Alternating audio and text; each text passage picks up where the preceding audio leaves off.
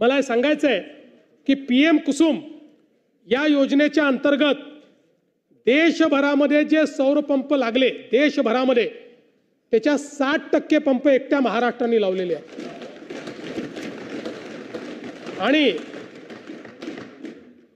आपण जर बघितलं आकडा का महत्त्वाचा आहे तर आपण साधारण सौर पंप लावण्याची सुरुवात ही 2015 साली केली होती आणि त्यावेळेस इतक्या योजनाही नव्हत्या, पण 15 ते 23 अशा या 8 वर्षामध्ये आपण 1,89,000 पंप लावले आणि जानेवारी 24 ते जून 25 एवढा 1 वर्ष 2 महिन्याच्या कालावधीमध्ये 3 महिन्याच्या कालावधीमध्ये आपण 3,86,000 पंप या ठिकाणी लावले।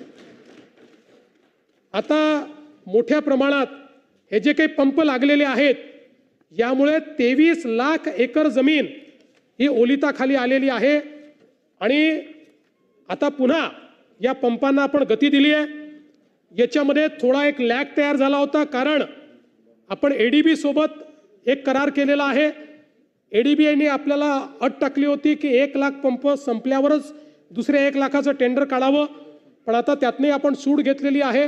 त्यामुळे आता हा लॅग दूर होईल आणि डिसेंबरपर्यंत सगळे पंप जे आहेत हे आपण या ठिकाणी लावू शकू अशा प्रकारची आपल्याला अपेक्षा आहे। यामध्ये पंप लावल्यानंतर एकतर पंपाचा पुरवठा कोणी करायचा, आपण एम्पॅनल लिस्ट दिलेली आहे, त्यामुळे सरकार ठरवणार नाही आहे। एम्पॅनल लिस्ट प्रमाणे जो कोणी शेतकरी आहे त्यांनीच ठरवायचं कुठला पंप कोणाचा पंप घ्यायचा आहे।